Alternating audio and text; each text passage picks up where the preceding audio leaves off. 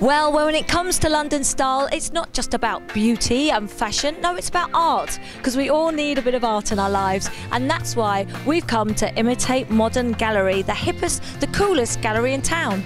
Come with me.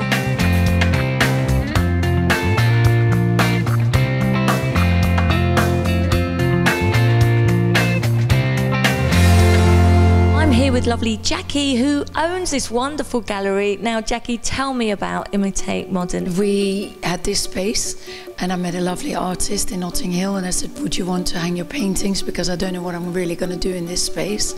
And from there on it just went, you know, from strength to strength. The thing that I really wanted to achieve is young people that were able to express themselves. So we've chosen urban art, street art, and now at the moment I'm getting all sorts of people in. I'm surrounded by superheroes. What is this collection about? This is Rich. He belongs to the Imitate family, and I was just absolutely flabbergasted by what he's produced.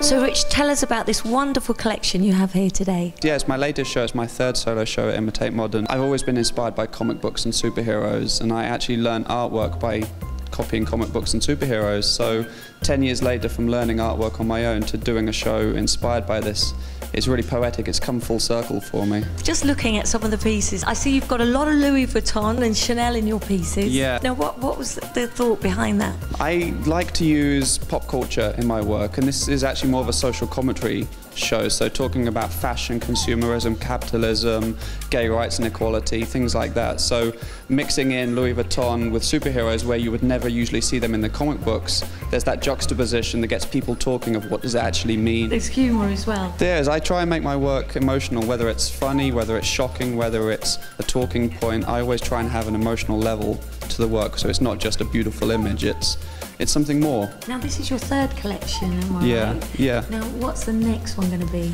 I want to do something more emotional in the next show, so I've had an idea of telling a love story. So there's a piece in this show, very emotional, looking at Superman kissing Batman and she's crying.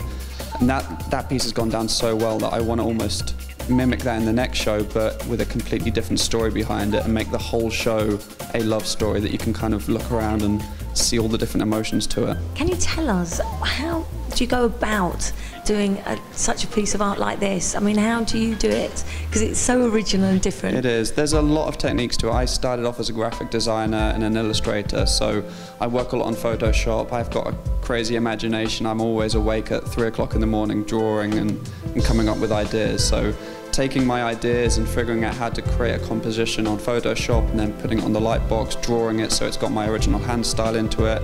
Then it's all hand-cut stencils. So every single piece of it is using a scalpel to cut out, and then spray painted, and then finished, and then resined. So it's a lot of stages to get something like this. So how long would a piece actually take to make? It's a tough question. This show has taken nearly a year to do the entire show. From conception to design to drawing to stenciling, there's probably maybe 100 hours plus in each piece, because it's all hand done. I put a lot of myself into this work and make it special for people, and it's all one-off.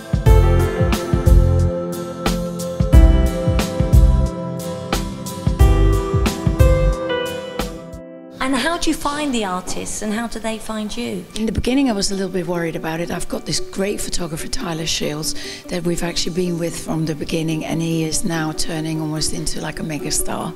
It's just amazing to have seen, you know, how he's grown. Yes, I was lucky enough to be at your launch for Tyler, and he's done some amazing people. He is amazing. I always call him actually a genius. Daisy's one of our artists. Daisy, you look so young. 24. Oh, wow, and already doing this wonderful artwork. Yes, thanks to Jackie and all her help, and everyone at the gallery, Imitate Modern. Are you going to show your next collection here? Yeah, I'm doing a group show, a black and white show, which is perfect for my work because it's all pen and pencil. You've got some of your pieces here today. Yes, hopefully I'll show you a few.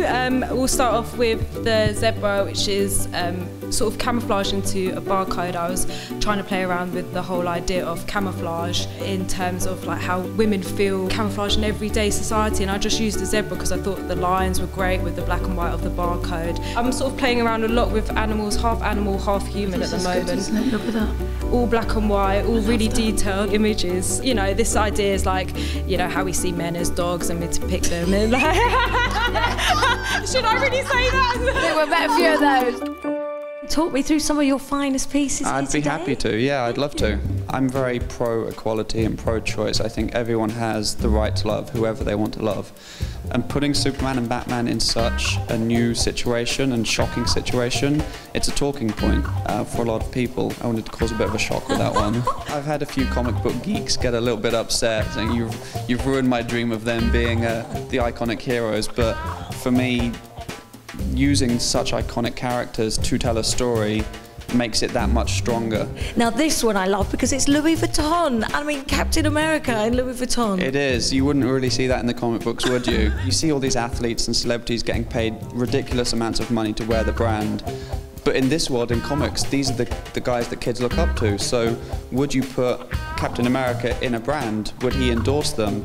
Superheroes don't get paid for what they do. It's a calling. So how do they live? You almost need to make money, but would that go against the morals of being a superhero? So there's a lot of layers to it, using fashion with Captain America in this context. So it's a big talking point with a lot of layers. Jesus as Superman, explain to me. Yeah, this one is a very positive piece for a lot of different reasons. Whether you're religious, Jesus was, for Christians, the original Superman. He was the guy with powers that comes from a different world that teaches morality through a selection of stories in the Bible. But for me, you can learn similar morals through Superman comics. It's a character from a different world, good versus evil, morality through stories. So whether Jesus is the original Superman, the Bible is the original comic book, whether you believe in Jesus or Superman, there's a lot of different twists to it. Yeah, I think this is my favourite. Yeah. Playboy, Wonder Woman. Yeah, well, she should be the iconic playmate. She should be the playmate of the year. She's strong, independent, wants to help people, wants to inspire people. That's what women should aspire to be when they grow up. It shouldn't be looking up to women that just go on the front cover of a magazine and get their kit off. It should be looking up to someone powerful and inspiring and inspirational, and she is that, so she should be the playmate of the year for me. Batman, tell me, this is different. This is real. I mean, I don't know how you've made this. You have to tell me. Yeah, this one is very different. So I use spray paint in my work, and I save all the spray caps from the top of my cans after each show. So from the last 3 years of doing gallery shows, I've saved all the caps, and I wanted to celebrate the fact that those little caps allow me to paint my work, and I wanted to turn them into a piece of artwork as a thank you, almost to celebrate them. So this piece is made up of over 4,000 individual spray caps on the canvas to create a portrait of Batman. So different from everything else in the show, but that must have been, I mean, that's painstaking. It is. To get every cap. Thankfully, I've got very, very good patience to cut all the stencils, to do something like this. I'm very patient with my work, and I spend a lot of time on it, but the end result is always worth it. Well, this is, and again, one of my favourites because it's just so incredible. You have a lot of favourites in the show. That's what I wanted. All.